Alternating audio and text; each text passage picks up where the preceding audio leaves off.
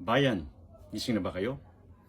Ngayon pag-usapan natin itong tanong na tama ba ang ginawa ni BP Sara na i-criticize niya ang pamahalaan sa pagbaba ng presyo ng bigas sa halagang 20 pesos per kilo.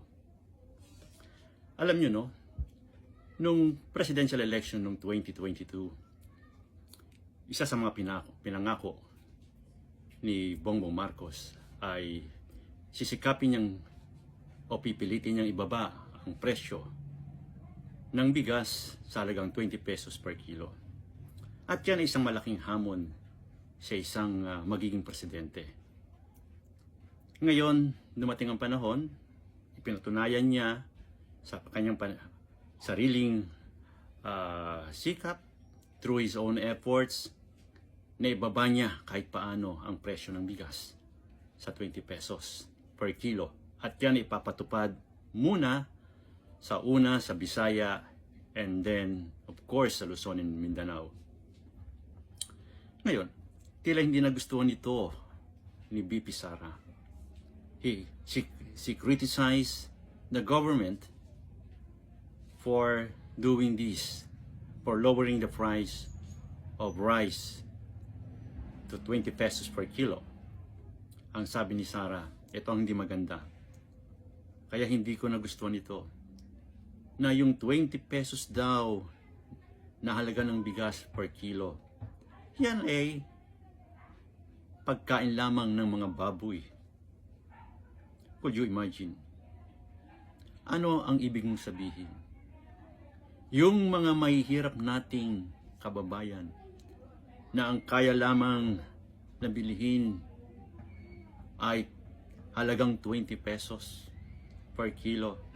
Sila ba'y mga baboy? Kinukumpira mo na ang pagkain o ang yung bigas na 20 pesos ay para lamang sa mga baboy.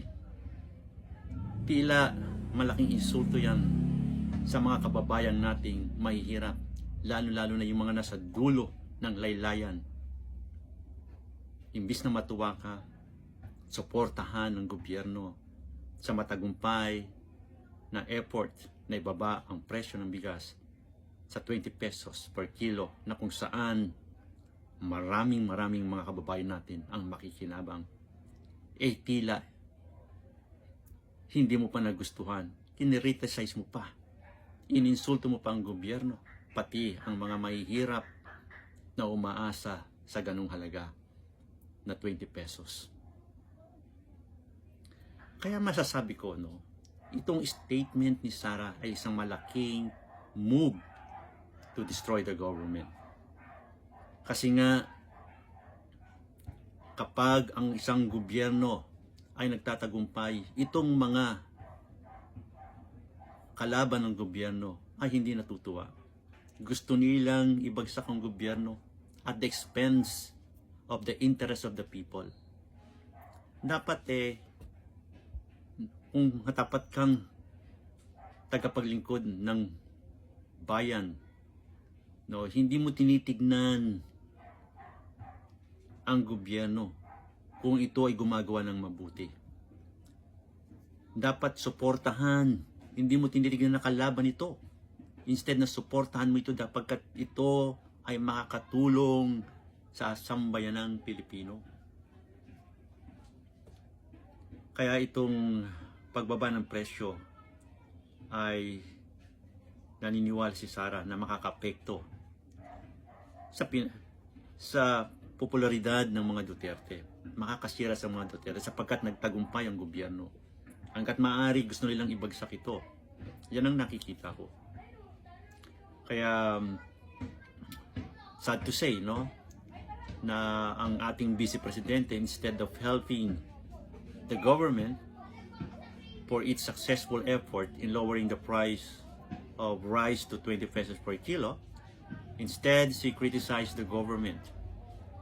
And sad to say, kinumpira pa na ang presyo ng bigas na 20 pesos ay para lamang sa mga baboy. Ngayon ang tanong ko, no?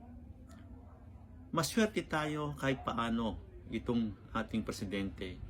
Sinikap na ibaba ang presyo ng bigas ayon sa kanyang pangako noong 2022 presidential elections.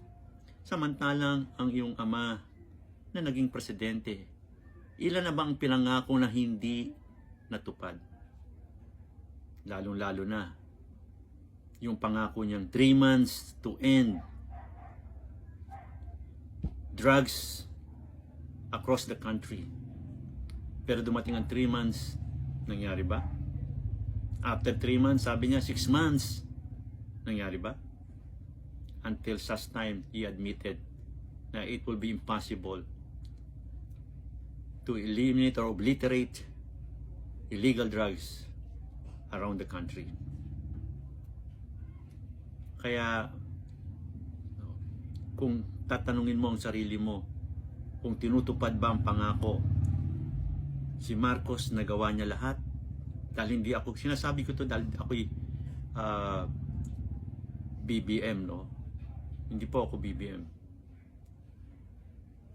Ako po ay tumitingin kung ano ang tama